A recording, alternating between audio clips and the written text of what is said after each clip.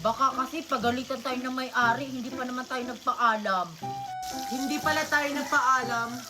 Buti na lang nakaalis tayo kaagad. Anong oras na? Hindi pa rin naluto. Winnie, nasusunog na yan! Luto na yan! Oo nga, Queenie, luto na yan. Oo nga, luto na siya. Makakain na tayo.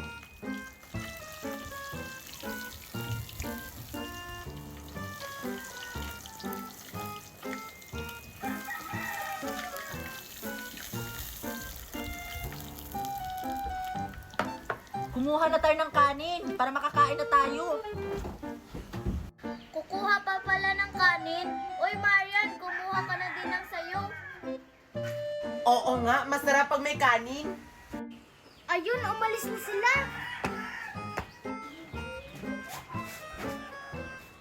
Ayan, wala pa sila.